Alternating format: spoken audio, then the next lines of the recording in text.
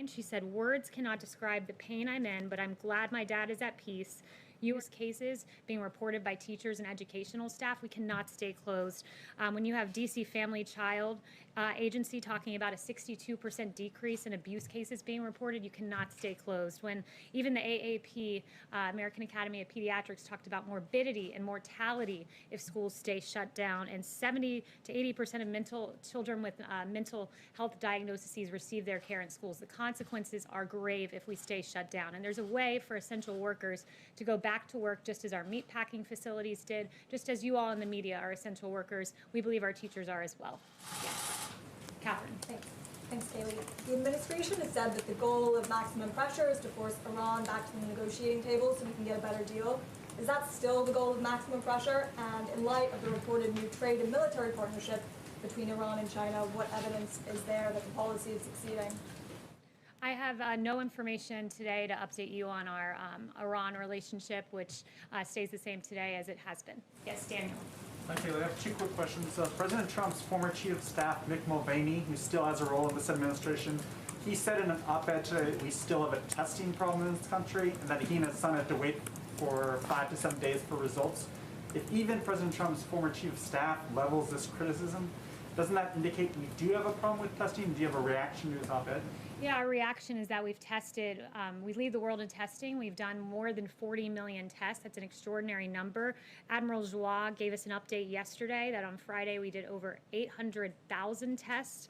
We tripled, quadrupled the number of tests. This is his exact quote. We have, and we also have 12,000 retail test sites that are there, and we're surging testing in basically every specific county that's having a problem. And Dr. Birx was just walking me through pooled testing, which will be a way to process tests at an even faster rate. So leading the world in testing, I would say, means we're doing a pretty good job. Deborah. Does the president have a reaction to the Washington Redskins dropping their name today? Yeah, it's a good question. You know, I haven't talked to him since the specific announcement's been made. I have talked to him, but not specifically on that. But last week, his tweet made it clear that these teams name their teams out of strength, not weakness. And he talked about the Washington Redskins and Cleveland Indians looking at changing their names, and he says that he believes that the Native American community would be very angry at this, and he does have polling to back him up. There was a Washington Post poll from a few years ago that 90% of Native Americans say they're not offended by the name. It is reflective of a 2004 poll, and the Washington Post notes that many of these Native Americans voiced admiration for the team name, like Barbara Bruce, who said, "I'm proud of being Native American and of the Redskins. I'm not ashamed of that at all. I like that name." Gabrielle Nez, another 29-year-old from the Navajo community, "I really don't mind it. I like it." And there are several other comments like this in the Washington Post. Deborah. Thank you, Kayleigh. I have a question myself, and then as a principal, I'd like to ask a question from a news organization that can't be here because of social distancing. My question. In February, when he was in Las Vegas, speaking to Hope for Prisoners, the president said he didn't want to use his pardon power on Roger Stone because he thought he could be exonerated. That didn't happen, and the president commuted a sentence. During the same event, the president said that he might give a full pardon to John Ponder, a convicted bank robber who served his time, turned his life around, and started Hope for Prisoners. Is there going to be a pardon for John Ponder? And what about the more than 1,300 pardon applications sitting in the pardon attorney's office? Because there's talk now that people don't go to the pardon attorney's office, they go through the White House. Is that a good thing, or does it mean that only politically connected people can get pardons? So I have no update on John Ponder. It's absolutely not the case that only those who are politically connected get a pardon. This president is the president of criminal justice reform. This president did the First Step Act. This president has fought for those who are given unduly harsh sentences more than any Democrat who liked to talk about it but never actually did it. And in fact, when you compare the pardoning record of this president with past presidents, it's quite striking that this president's given 36 pardons and commutations. President Obama gave 1,927. And when you look at the nature of some of the pardons given, let's say under President Clinton, you talk about politically connected pardons. We can't get more politically connected with pardons than pardoning your brother, Roger Clinton, as President Clinton did. Susan McDougal, one of your associates who was pardoned for her role in Whitewater. Mark Rich, who gave $450,000 to the Clinton Library, or at least his wife did, donated $1 million to Democrat campaigns, and then he gets a pardon from President Clinton. And notably, a lot of these pardons were when he was going out the door. So this president's used it sparingly and instead focused on criminal justice reform, helping to rectify racial disparities in our sentencing. And Clinton and Obama peers did a whole lot of pardoning, and in some cases politically motivated, it seems, but didn't do a whole lot to help the innocent people who have served their time and been given unduly harsh sentences. I have a follow-up for someone who asked me to ask a question because of social distancing. This is from Jackson Richmond of the Jewish News Syndicate. What's the president's stance on Israel planning to apply sovereignty to parts of the West Bank and to Democrats? From Nancy Pelosi to AOC, who warned that such a move would undermine U.S. national security and the U.S.-Israel alliance. So I have no update today on the current status, but just other than the president has been a strong supporter of Israel. Chris. Thanks, Kayleigh. We're coming up on the 3-year anniversary of the president tweeting he banned transgender people from the military in any capacity, which led to the policy currently in place.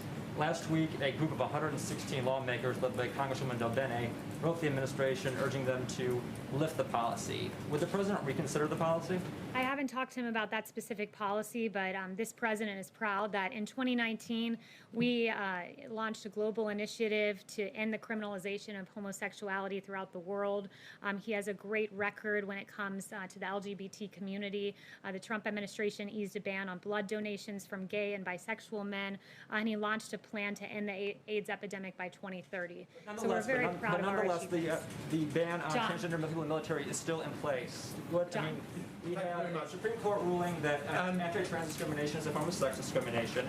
We have an estimated 14,700 people in the military who identify as transgender. We have a poll showing upwards of 70% of Americans support transgender service. And we have major medical and psychological groups saying there's no problem with transgender people in the military. So what is the reason for having the policy currently in place? I have no updates for you, but several of the events that you cited, like the Supreme Court ruling, I would refer you back to Justice Kavanaugh, who said we are judges, we're not members of Congress. Instead of a hard-earned victory won through the democratic process, today's victory is brought about by judicial dictates. So we'll always stand on the side of correct statutory interpretation. Thank you, Yes. Kayleigh. Thanks very much. Can you really say that the rise in testing accounts for the rise in the number of cases? Because the percentage of those testing positive has risen sharply.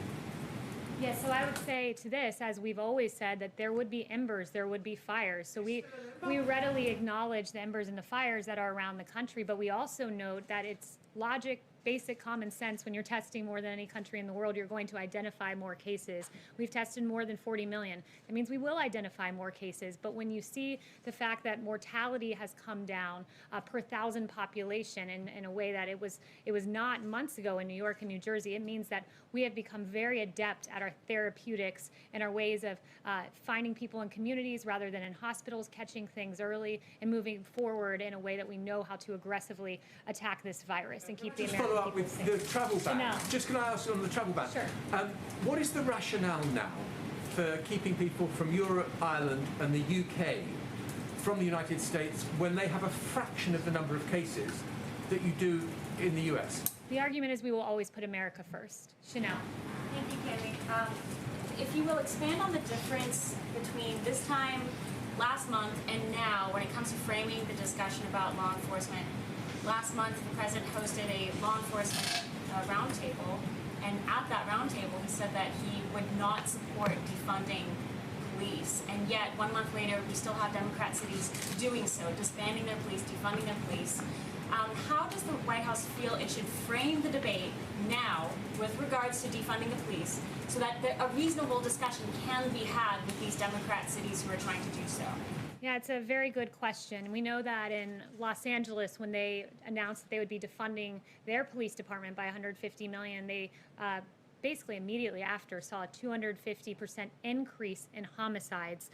When you have people out there like Representative Ilhan Omar saying we have to completely dismantle the police and police are our cancer, this is not how we should be talking about our heroes. You have, most egregious of all, really, Congresswoman Alexandria Ocasio-Cortez saying defund the police means defund the police. She criticized, of course, the announcement of $1.5 billion being taken down from NYPD. And this weekend, when faced with, there were 28 shootings in New York, 600% increase from this time last year. You have Representative Ocasio-Cortez saying this is just because people are trying to get food with their families. That is preposterous. The reality is 63% of Americans in this country fear that criticism of our police departments will lead to no public safety in their streets. And 69% of Black Americans, this is a real issue when you call our police cancer, when you talk about dismantling them. And then this weekend in New York, you see a 1-year-old killed in his stroller. His name was DeVell Gardner Jr., and that 1-year-old will be in our prayers. Not only that, you see Officers Garza and Chavez. And to your question about how we should talk about the police and defund the police, a movement the president stands against, the 2 officers ambushed this weekend. One of them, Officer Chavez's daughter, wrote a very touching tribute online. She said, "Words cannot describe the pain I'm in, but I'm glad my dad is at peace. You are an amazing man, and anyone who ever came across you knew that. I'm going to miss you so much. You died doing what you love most. You died a hero." And those touching words were written by Savannah Chavez. And I know she received vile and outrageous comments online that were absolutely atrocious for her touching sentiment to her dad. I want Savannah to know your dad is a hero. His police department should never be defunded because most of our police officers are good, hard-working men and women and heroes, much like Savannah's dad. We'll be praying for you, Savannah. Thank you, guys.